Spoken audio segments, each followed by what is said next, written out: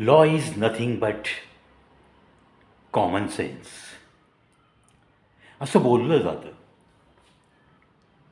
आणि कित्येक वेळा तुम्ही बरेचसे कायदे बघा, साध्या साध्या गोष्टी असतात ज्या काहीही न शिकतासुद्धा लोकांना माहीत असतात. त्याचा अंतर्भाव कायद्यांमध्ये असतो. व्हायचं काय, रस्त्याने जाताना समजा तुम्ही अतिशय नॉर्मल स्पीडने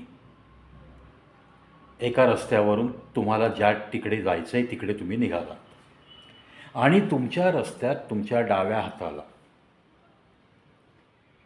पुढे एक कार किंवा जीप उभी आहे. तुम्ही त्या कार आणि जीपच्या जवळ पोहोचायला आणि त्या ड्रायव्हरनी त्या कारचा दरवाजा उघडायला बाहेर येण्यासाठी एकच वेळ साधून आली. काय होणार आहे? तुमचा स्पीड अगदी 10-20चा असेल तर तुम्ही ब्रेक मारू शकाल,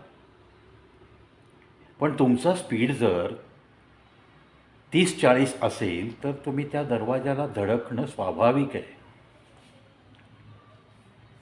मग आता ह्याच्यात जो कारवाला असतो, जीपवाला असतो, भले तो त्या गाडीचा ड्रायव्हर का असेना, पण दोष कोणाच्या माथी मारला जातो? मोटरसायकलवाल्याच्या. आणि मग त्या मोटरसायकलवाल्याशी हुज्जत घालणं, भांडण करणं, कदाचित तिथून मारामाऱ्या पण होतात. त्यातून एक नवीन क्राईम उदयास येतो. अशा सगळ्या घटना कित्येक वेळा तुम्ही आम्ही पाहिल्यात रस्त्यात घडलेल्या. कित्येक वेळा तुम्ही आम्ही कदाचित अशा भांडणांमध्ये मध्यस्थी पण केलेली असेल. पण कारवाला आणि जीपवाला मालक असेल तर खूपच वेगळं वातावरण निर्माण होतं, कारण तो अगदी हमरीतुमरीवर येऊन त्या मोटरसायकलवाल्यालाच चोपण्यासाठी सरसावलेला असतो. ड्रायव्हर असेल तर घाबरून तो आता मालक भरपाई मला मागेल या भीतीने तो भांडण काढतो.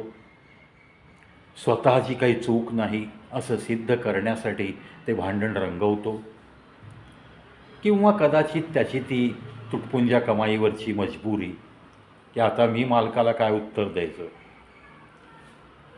अशा सगळ्या घटनांच्या पार्श्वभूमीवर एक दिल्ली हायकोर्टला नुकतीच एक केस दाखल झाली होती.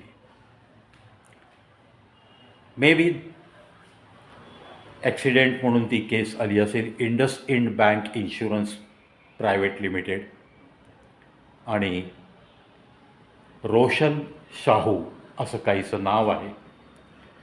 या केसमध्ये जेव्हा त्या केसचं हिअरिंग चालू झालं, घडलेल्या घटनेच्या बाबत विचारमंथन झालं आणि मग नंतर सर्व पुरावे वगैरे सगळे गोळा करून त्याच्यामध्ये जेव्हा निकालपत्र देण्याची वेळ आली, तेव्हा त्या न्यायाधीशांनी अतिशय सुंदररित्या या जजमेंटमध्ये नमूद केलं आहे, दिल्ली हायकोर्टचं जजमेंट आहे, की रस्त्यामध्ये जर एखादा व्यक्ती टू व्हीलरवरनं मागं येतोय आणि हे न बघता जर पुढे उभे असलेल्या एखाद्या कारने दरवाजा उघडला, कार असो, जीप असो, कोणतीही फोर व्हीलर असो, आणि त्या दरवाजाला जर तो मोटरसायकलवाला जाऊन धडकून अपघात झाला, मग त्या अपघातात त्या मोटरसायकलवाल्याला कधीही जबाबदार धरू नये.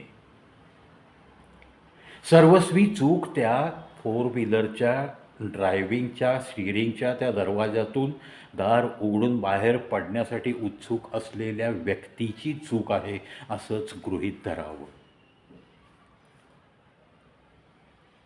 अगदी लॉजिकली मनाला पटतात ना या गोष्टी, पण ह्या लॉजिकली पटत असणाऱ्या अगदी साध्या साध्या माणसांनासुद्धा समजत असणाऱ्या गोष्टींनासुद्धा एखाद्या न्यायालयाच्या जजमेंटनी त्या समजून सांगाव्या लागतात.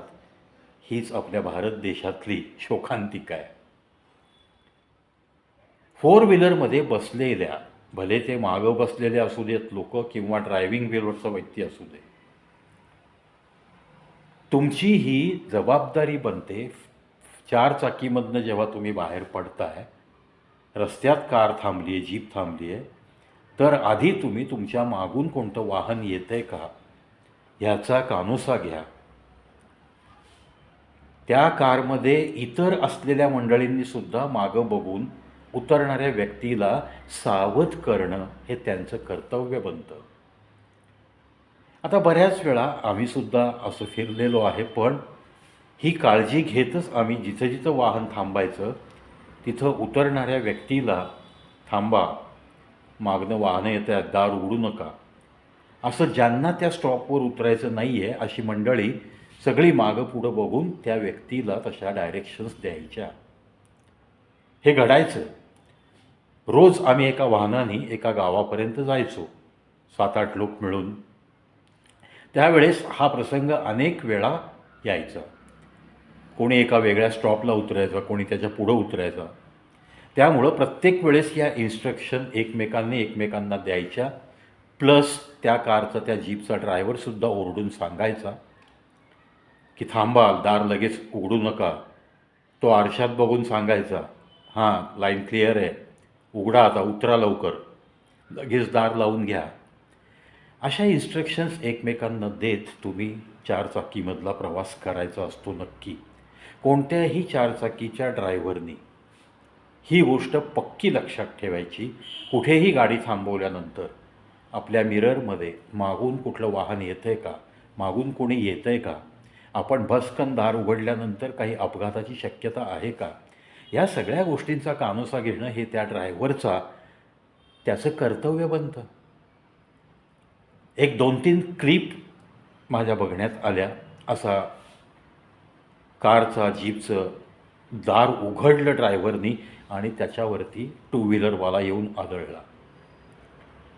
एकतर अपघात इतका जबरदस्त झाला की ते दार उघडायला आणि 40 ते 50च्या स्पीडने मागणं मोटरसायकल आणि ते दार जेवढं त्या रस्त्यात आलं होतं त्याच्यानंतर उजव्या बाजूला सरकण्यासाठी त्या मोटरसायकलवाल्याला समोरून येणाऱ्या एका मोटरसायकलमुळं सरकणं शक्यच नाही अशी अवस्था निर्माण झाली. म्हणजेच तो त्या दारावरती धडकण्याशिवाय काहीही पर्याय नाही.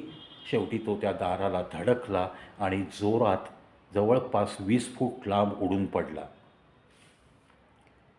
काय त्या मोटरसायकलवाल्याची हालत झाली असेल. तशी पाहिली तर त्याची काहीही चूक नाही.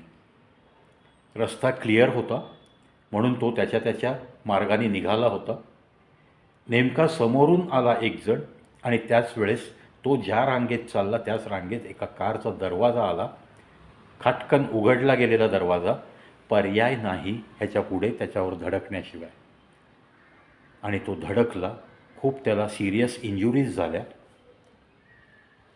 अशा बाबतीत त्या कार ड्रायव्हरची चूक हे सगळ्यांना दिसत होतं. तथापि आता तर ॲथॉराइज्ड एक दिल्ली हायकोर्टचं हे जजमेंट आलं आहे. त्या निकालपत्राचं आपण खूप खूप अभिनंदन करूया.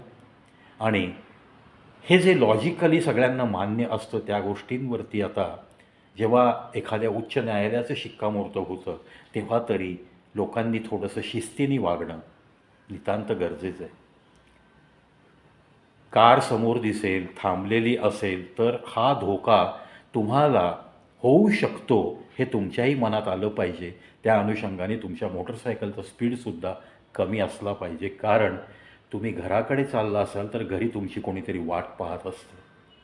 या भावना नक्कीच मनात हव्यात. एक सहज पाहण्यात आलेल्या घटना आणि वाचनात आलेलं जजमेंट त्याच्यावरून लोकांच्या मनापर्यंत या कायद्याचा थोडासा हा सारांश पोहोचवण्यासाठी आणि इथून पुढचे असे निष्काळजीपणाने कुठे अपघात होऊ नयेत यासाठी सर्व 4 व्हीलर वापरणाऱ्यांना नम्र सूचना करण्यासाठी हा एक छोटासा प्रयत्न.